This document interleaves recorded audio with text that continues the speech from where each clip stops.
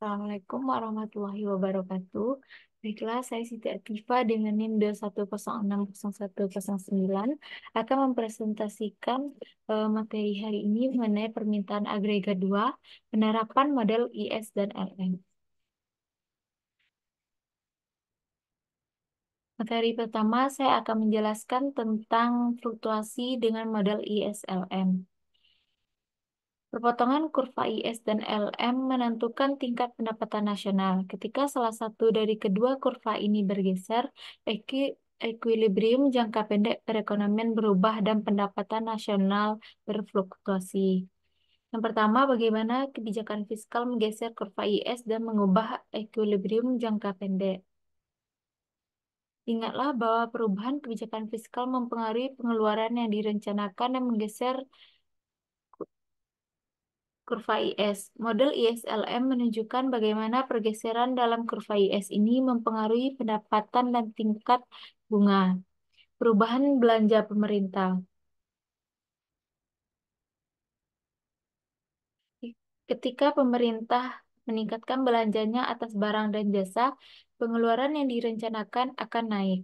Kenaikan pengeluaran yang direncanakan ini akan mendorong produksi barang dan jasa, yang menyebabkan pendapatan total Y meningkat. Dampak ini seharusnya sudah kita ketahui dari perpotongan Keynesian. Karena permintaan uang bergantung pada pendapatan, kenaikan pendapatan total meningkatkan jumlah uang yang diminta pada setiap tingkat bunga. Akan tetapi, jumlah uang beredar tidak berubah, sehingga permintaan uang yang lebih tinggi menyebabkan tingkat bunga equilibrium meningkat. Tingkat bunga yang lebih tinggi yang muncul di pasar uang akan memiliki jalur balik di pasar barang. Ketika tingkat bunga naik, perusahaan mengurangi rencana investasinya. Penurunan investasi ini sebagian mengurangi dampak ekspansif dari kenaikan belanja pemerintah. Jadi, kenaikan pendapatan dalam menanggapi ekspansi fiskal adalah lebih kecil dalam model ISLM daripada perpotongan Keynesian. Pergeseran horizontal dalam kurva IS sama dengan kenaikan pendapatan ekuilibrium dalam perpotongan Keynesian. Jumlah ini lebih besar daripada kenaikan pendapatan ekuilibrium dalam model IS dan LM. Perbedaan itu dijelaskan oleh desakan investasi yang diakibatkan oleh tingkat bunga yang lebih tinggi. Selanjutnya, perubahan pajak.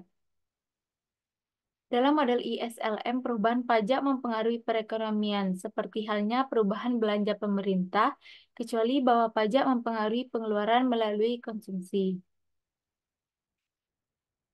Pepotongan pajak meningkatkan pendapatan dan tingkat bunga. Sekali lagi, karena tingkat bunga yang lebih tinggi mengurangi investasi, maka kenaikan pendapatan dalam model ISLM lebih kecil daripada kenaikan pendapatan dalam perpotongan Keynesian. Selanjutnya, bagaimana kebijakan moneter menggeser kurva LM dan mengubah ekuilibrium jangka pendek. Ingatlah bahwa perubahan jumlah uang beredar mengubah tingkat bunga yang menyeimbangkan pasar uang untuk setiap tingkat pendapatan, dan dengan demikian menggeser kurva LM. Model ISLM menunjukkan bagaimana pergeseran dalam kurva LM mempengaruhi pendapatan dan tingkat bunga.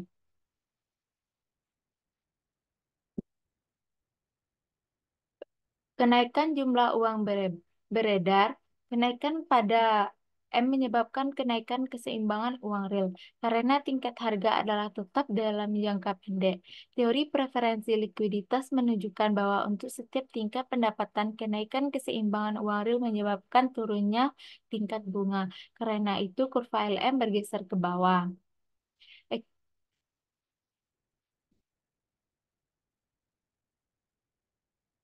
Saat ini kita awali dengan pasar uang, di mana penetapan kebijakan moneter terjadi. Ketika Bank Sentral Amerika Serikat, yaitu Fed, meningkatkan jumlah uang beredar, masyarakat mempunyai uang lebih banyak dari yang mereka ingin pegang pada tingkat bunga yang berlaku. Akibatnya, mereka mendepositokan uangnya di bank atau menggunakannya untuk membeli obligasi. Tingkat bunga kemudian turun sampai masyarakat bersedia memegang seluruh kelebihan uang yang dicetak Fed. Hal ini membawa pasar uang ke equilibrium baru. Tingkat bunga yang lebih rendah akan memiliki dampak ke pasar barang. Tingkat bunga yang lebih rendah mendorong investasi yang yang direncanakan, yang meningkatkan pengeluaran yang direncanakan, produksi, dan pendapatan. Jadi, model ISLM menunjukkan bahwa kebijakan moneter mempengaruhi pendapatan dengan mengubah tingkat bunganya. Bahwa dalam jangka pendek, ketika harga bersifat kaku, ekspansi jumlah uang beredar meningkatkan pendapatan. Tetapi kita tidak membahas bagaimana ekspansi moneter mendorong pengeluaran yang lebih besar atas barang dan jasa. Model ISLM menunjukkan bagian penting dari mekanisme. Kenaikan jumlah uang beredar menurunkan tingkat bunga, yang mendorong investasi serta memperbesar permintaan terhadap barang dan jasa. Selanjutnya yaitu interaksi antara kebijakan fiskal dan moneter. Ketika menganalisis setiap perubahan dalam kebijakan moneter atau fiskal, adalah penting untuk mengingat bahwa para pembuat kebijakan yang mengendalikan sarana kebijakan ini menyadari apa yang dilakukan para pembuat kebijakan lainnya. Karena itu, perubahan dalam satu kebijakan dapat mempengaruhi kebijakan lainnya. Menurut model ISLM, jawaban karena itu, perubahan dalam satu kebijakan dapat mempengaruhi kebijakan lainnya, dan saling ketergantungan ini dapat mengubah dampak dari perubahan kebijakan tersebut. Sebagai contohnya, anggaplah Kongres ingin meningkatkan pajak. Bagaimanakah dampak kebijakan ini terhadap perekonomian? Menurut model IS dan LM, jawabannya tergantung pada bagaimana Fed menanggapi kebijakan tersebut.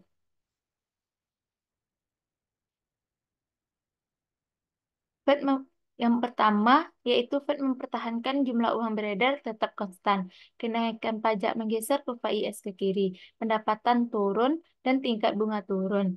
Penurunan pendapatan menunjukkan bahwa peningkatan pajak menyebabkan resesi.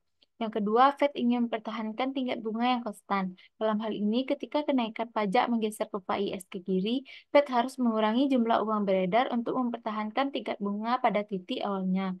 Penurunan jumlah uang beredar ini menggeser kurva LM ke atas. Tingkat bunga tidak turun, tetapi pendapatan turun dan jumlah uang yang lebih besar daripada jika Fed mempertahankan jumlah uang beredar tetap konstan. Jika hal pertama, tingkat bunga yang lebih rendah mendorong investasi dan sebagian mengurangi dampak efek kontraksi dari peningkatan pajak. Dan pada hal yang kedua, Fed memperburuk resesi dengan mempertahankan tingkat bunga yang tinggi. Dan yang ketiga, Fed ingin mencegah kenaikan pajak agar tidak menurunkan pendapatan. Karena itu, Fed harus meningkatkan jumlah uang beredar dan menggeser kurva LM ke bawah, yang menyebabkan resesi yang cukup untuk mengurangi pergeseran kurva IS. Dalam hal ini, kenaikan pajak tidak menyebabkan resesi, tetapi menyebabkan penurunan yang besar pada tingkat bunga. Dari contoh ini, kita bisa melihat bahwa dampak dari perubahan kebijakan fiskal bergantung pada kebijakan yang diterapkan oleh Fed, yaitu apakah Fed mempertahankan jumlah uang beredar, tingkat bunga, atau tingkat pendapatan yang konstan. Lebih jelasnya, perubahan satu kebijakan, kita harus membuat asumsi tentang dampaknya terhadap kebijakan lain. Asumsi itu apakah yang paling tepat bergantung pada kasusnya, dan banyak pertimbangan politisi yang berada di belakang pembuatan kebijakan ekonomi. Selanjutnya yaitu guncangan dalam model ISLM. Karena model ISLM menunjukkan bagaimana pendapatan nasional ditentukan dalam jangka pendek, kita dapat menggunakan model tersebut untuk mengamati bagaimana berbagai macam gangguan perekonomian mempengaruhi pendapatan. Sejauh ini kita sudah melihat bagaimana perubahan kebijakan fiskal menggeser kurva IS dan bagaimana perubahan kebijakan moneter menggeser kurva LM. Dengan demikian, kita dapat mengelompokkan gangguan lain ke dalam dua kategori, yaitu guncangan pada kurva IS dan guncangan pada kurva LM. Guncangan pada kurva IS merupakan perubahan eksogen dalam permintaan terhadap barang dan jasa. Sebagian ekonom termasuk Keynes menekankan bahwa perubahan dalam permintaan tersebut bisa muncul dari nafsu hewani investor. Sebagai contoh, anggaplah perusahaan menjadi pesimis terhadap masa depan perekonomian, dan pesimis ini membuat mereka membangun lebih sedikit pabrik baru.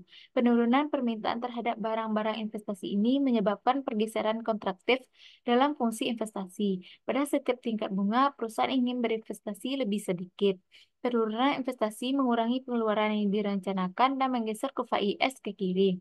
Penurunan investasi mengurangi pengeluaran yang direncanakan dan menggeser kurva IS ke kiri yang mengurangi pendapatan dan kesempatan kerja. Penurunan pendapatan equilibrium ini terkait dengan pesimisme awal perusahaan. Guncangan pada kurva IS juga bisa muncul dari perubahan permintaan terhadap barang dan jasa.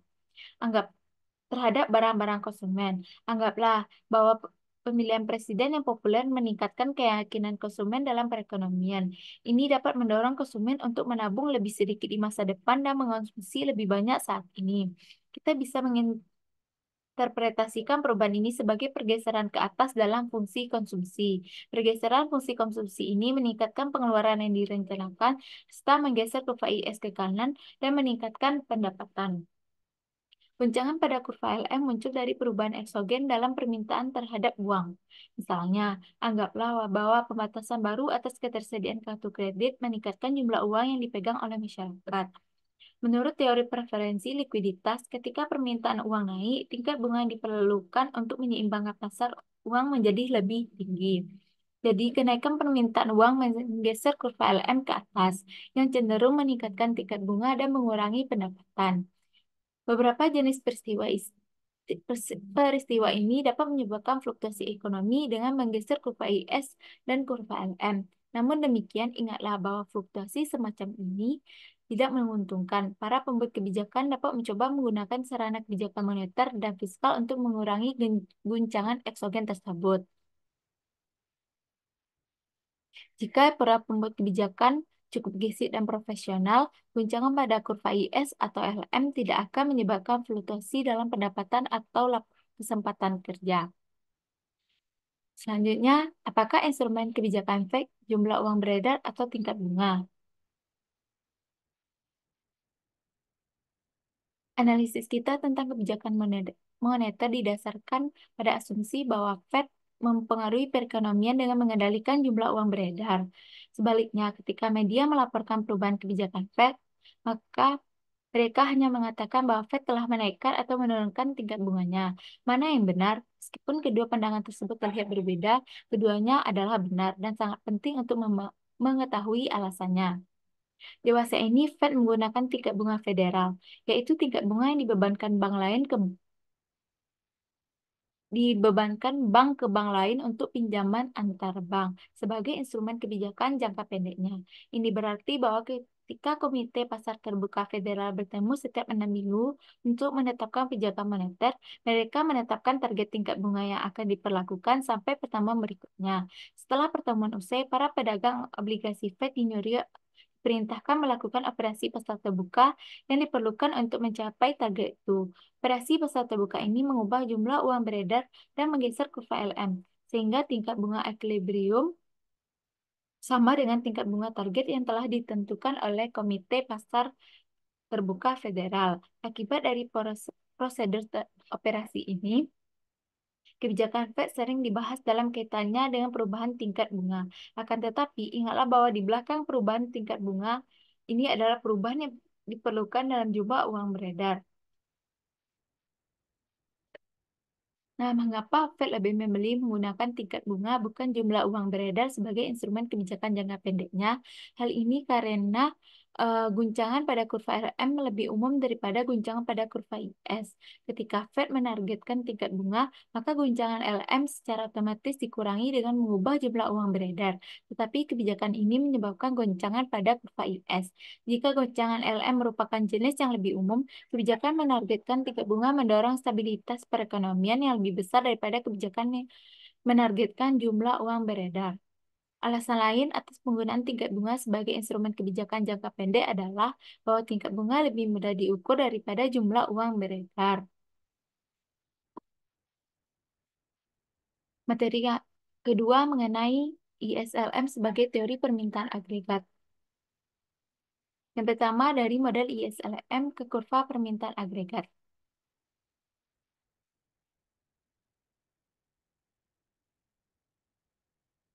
Untuk memahami determinan permintaan agregat secara lebih lengkap, sekarang kita gunakan model ISLM bukan teori kuantitas untuk menderivasi kurva permintaan agregat. Pertama, kita gunakan model ISLM untuk menunjukkan mengapa pendapatan nasional turun ketika tingkat harga naik. Yang kedua, Kita kaji apa yang menyebabkan kurva permintaan agregat tersebut bergeser.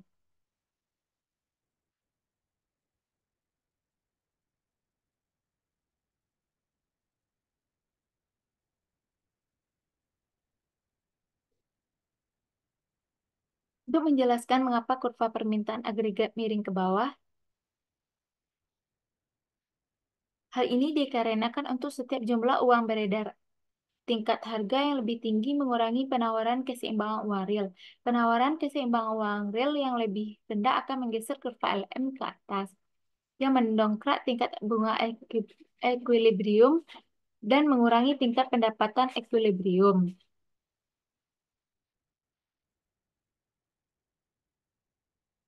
Kurva permintaan agregat menunjukkan hubungan negatif antara pendapatan nasional dan tingkat harga.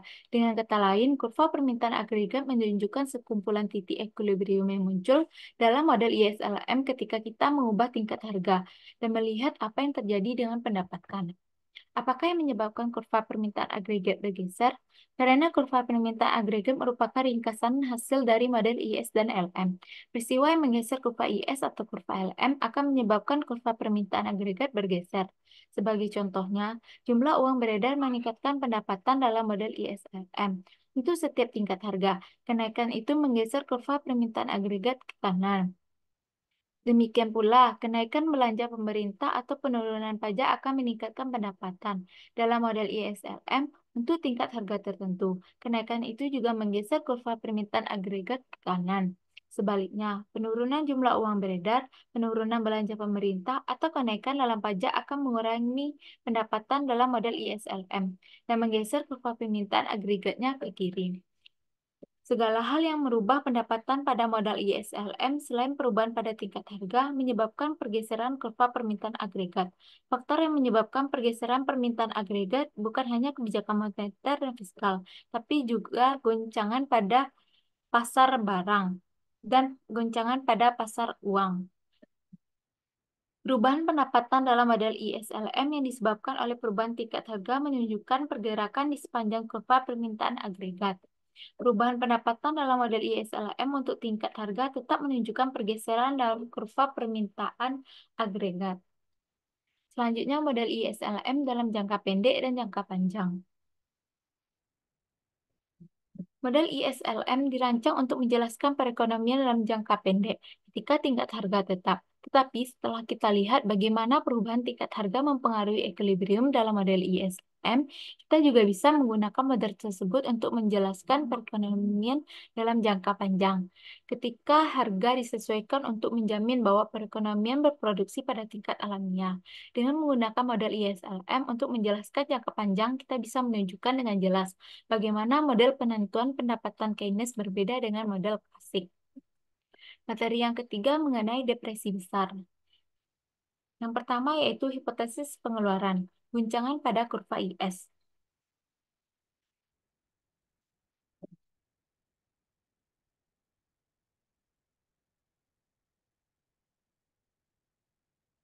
Penurunan pendapatan yang terjadi pada tahun 1930-an bersamaan dengan turunnya tingkat bunga. Yang kenyataan ini menyebabkan beberapa ekonom berpendapat bahwa penyebab penurunan itu merupakan pergeseran kontraktif pada kurva IS. Pandangan ini biasanya disebut hipotesis pengeluaran karena meletakkan kesalahan utama terjadinya depresi besar pada penurunan eksogen dalam pengeluaran atas barang dan jasa. Para ekonom berupaya menjelaskan penurunan pengeluaran ini dengan beberapa cara. Sebagian berpendapat bahwa pergeseran ke bawah dalam fungsi konsumsi menyebabkan pergeseran kontraktif pada kurva IS. Jatuhnya pasar saham pada tahun 1929 juga ikut bertanggung jawab atas pergeseran ini. Dengan mengurangi kekayaan dan meningkatkan ketidakpastian terhadap prospek masa depan perekonomian Amerika Serikat. Jatuhnya pasar saham telah mendorong konsumen untuk menabung lebih banyak daripada membelanjakannya. Ekonom lainnya menjelaskan penurunan pengeluaran dengan mengetengahkan penurunan yang besar dalam investasi perumahan. Sebagian ekonom percaya bahwa booming investasi perumahan pada tahun 1920-an terlalu berlebihan, dan sekali hal ini terjadi, permintaan terhadap investasi perumahan turun secara drastis. Penyebab lain dari penurunan investasi perumahan adalah menurunnya imigrasi pada tahun 1930-an. Pertumbuhan populasi yang semakin lambat mengurangi permintaan terhadap perumahan baru. Begitu depresi besar terjadi, beberapa peristiwa yang dapat mengurangi pengeluaran pun terjadi. Pertama, banyak bank bangkrut pada awal tahun 1930-an, yang sebagian disebabkan oleh undang-undang perbankan yang tidak memadai, dan kegagalan bank telah memperburuk penurunan dalam pengeluaran investasi. Bank memainkan peran penting dalam pendapatan dana yang disediakan untuk investasi ke rumah tangga dan perusahaan yang bisa menggunakannya. Penutupan bank pada awal tahun 1930-an membuat beberapa perusahaan tidak mendapatkan dana yang mereka butuhkan untuk investasi modal dan karena itu menyebabkan pergeseran kontraktif lanjutan dalam fungsi investasinya. Selain itu, kebijakan fiskal tahun 1930-an menyebabkan pergeseran kontraktif dalam kurva IS. Para politisi pada saat itu lebih memusatkan perhatian pada menyeimbangkan anggaran daripada menggunakan kebijakan fiskal untuk mempertahankan produksi dan kesempatan kerja pada tingkat alamiahnya. Undang-Undang Pendapatan tahun 1932 meningkatkan berbagai jenis pajak, khususnya pajak yang diperlakukan kepada konsumen dengan pendapatan rendah dan sedang. Partai Demokrat tahun itu menunjukkan perhatian terhadap defisit anggaran, serta menyatakan pengurangan pengeluaran pemerintah secepatnya dan secara drastis. Di tengah-tengah tingkat pengangguran yang tinggi itu, para pembuat kebijakan mencari berbagai cara untuk meningkatkan pajak dan mengurangi pengeluaran pemerintah. Karena itu, beberapa cara menjelaskan pergeseran kontraktif dalam kurva IS. Ingatlah bahwa pendapat yang berbeda itu semuanya mungkin benar. Tidak ada penjelasan tunggal mengenai terjadinya penurunan pengeluaran. Mungkin saja seluruh perubahan ini merupakan kebenaran dan sama-sama menyebabkan penurunan besar-besaran dalam pengeluaran. Selanjutnya, hipotesis uang, guncangan pada kurva LM.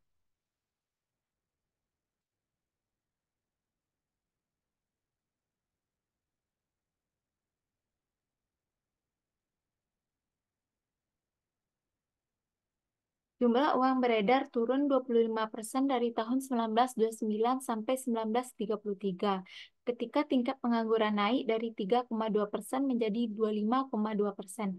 Kenyataan ini memberikan motivasi dan dukungan terhadap apa yang disebut hipotesis uang, yang menjatuhkan kesalahan utama atas terjadinya depresi besar pada Fed karena membiarkan jumlah uang beredar turun dalam jumlah yang sangat besar.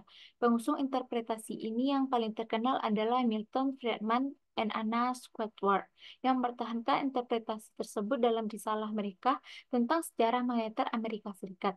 Friedman dan Squadward berpendapat bahwa kontraksi dalam jumlah uang beredar yang menyebabkan sebagian besar kemerosotan ekonomi dan depresi besar adalah sebuah contoh yang jelas.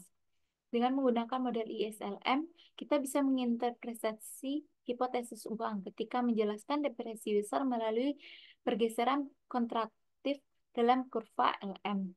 Namun demikian, tampaknya dengan cara ini, hipotesis uang memiliki dua masalah. Masalah pertama yaitu perilaku keseimbangan uang real. Kebijakan moneter menyebabkan pergeseran kontraktif dalam kurva LM, yang hanya jika keseimbangan uang real turun. Tetapi dari tahun 1929 sampai 31, keseimbangan uang real naik sedikit karena penurunan jumlah uang beredar diikuti dengan penurunan yang lebih besar dalam tingkat harga.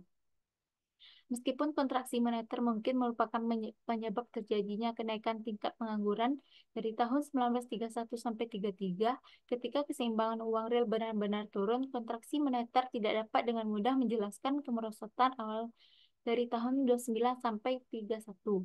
Masalah kedua dari hipotesis uang adalah perilaku tingkat bunga. Jika pergeseran kontraktif dalam kurva LM memicu depresi besar, kita seharusnya mengamati tingkat bunga yang lebih tinggi. Tetapi tingkat bunga nominal terus turun dari tahun 29 sampai 33. Dua alasan ini muncul untuk menolak pandangan bahwa depresi besar disebabkan oleh pergeseran kontraktif dalam kurva LM. Apakah penurunan dalam persediaan yang tidak relevan? Selanjutnya, kita beralih ke mekanisme lain yang membahas kebijakan moneter yang bertanggung jawab atas terjadinya depresi besar pada tahun 1930-an. Hipotesis uang lagi, dampak penurunan harga. Penurunan harga mengurangi pendapatan nasional dengan menyebabkan pergeseran kontraktif dalam kurva IS. Karena deflasi yang diamati dari tahun 29 sampai 33 tidaklah sama kecuali adanya kontraksi besar dalam jumlah uang beredar.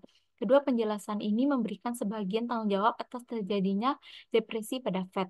Dengan kata lain, jika penurunan harga menstabilisasi kontraksi dan jumlah uang yang beredar, bisa menyebabkan penurunan pendapatan meskipun tanpa penurunan keseimbangan uang real atau kenaikan tingkat bunga nominalnya. Dan yang terakhir yaitu dapatkah depresi terjadi lagi?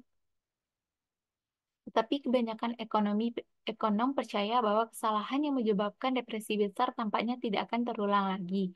Tampaknya tidak akan membiarkan jumlah uang beredar turun sampai seperempatnya. Selain itu, ada banyak lembaga dewasa ini yang akan membantu mencegah peristiwa tahun 1930-an itu terulang lagi. Sekian presentasi saya pada hari ini. Saya sudahi dengan Assalamualaikum warahmatullahi wabarakatuh.